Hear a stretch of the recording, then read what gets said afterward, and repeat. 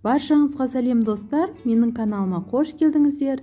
Бүгін мен сіздермен өте жұмсақ әрі тез арада дайындалатын бисквитті торттың рецептісімен бөлісетін боламын.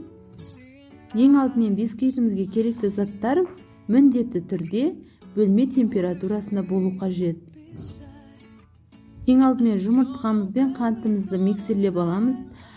Қантымызды бірден қоспаймыз, бірнеше бөліктерге бөліп миксерлеп отырамыз.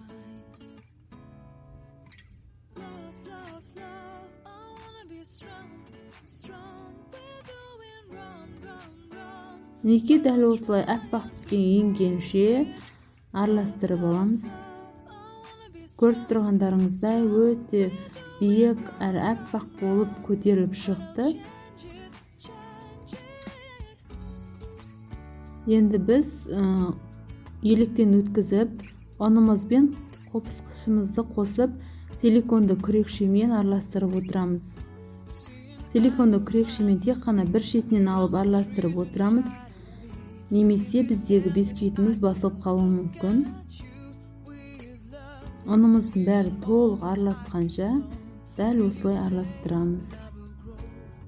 Енді оның үстіне сұйық майымызды және қайнап тұрған ыстық суымызды құйып, тағы да барлығын толық араластырып аламыз. Достар, менің каналыма тіркелмесеңіздер, міндетті түрде тіркеліп қойыңыздар.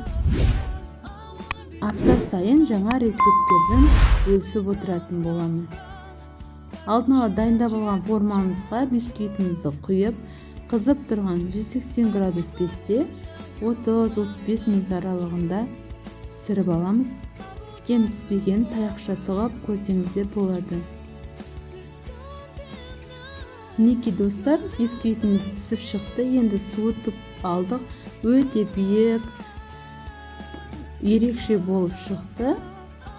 Енді біз бисквитіміз суығаннан кейін пакетикке орап 5-6 сағат міндетті түрде холодильникке қойып қоямыз. Түнде пісіріп қойсаңыздар, азанда уже тортыңызды жемей берсеңіздер болады.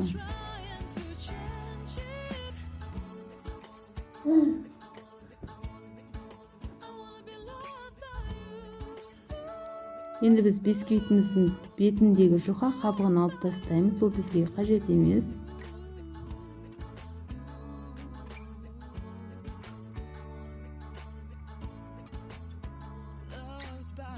Неге дәл осылай алып тастаймыз. Енді біз бисквитімізді бөліп алатын боламыз.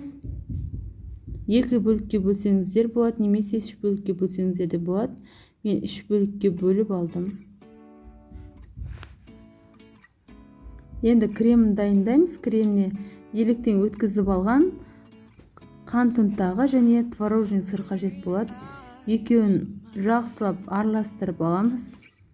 Арасына түйіршік қалып кетпейтіндей қылып араластырып алып, оның үстіне сливкімізді құйып, тағы да араластырып қою крем жасайтын боламыз. Мінекей көріп тұрғандарыңыздай, қасықтың үстінен креміміз түспейді, өте қою болып шығады. Тортымызды жинап шығамыз. Сіздер де міндетті түрде жасап көріңіздер, өте нәзік әрі жұмсақ болып шығады. Дәл осылай барлығын жинап шығамыз. Енді біз шоколадпен қаптайтын боламыз. Шоколадымызды водяной баняда сұйық маймен немесе сливке арқылы ертіп аламыз. Дәл осылай бетіне құйып тегістеп шықтым.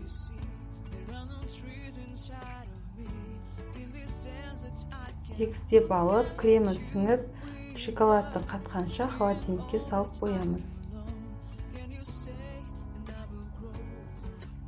Неке көріп тұрғандарыңызда кремі сіңіп, шоколадты қатып, өте әдемі әрі биік жұмсақ болып шығады. Сіздер де жасап көріңіздер. Сіздерге ұнайтынына сенімдімін. Егер видео ұнаса, менің каналыма тіркеліп, лайк басып, пікір қалдыруды ұмытпаңыздар. Астарыңыз дәмді болсын.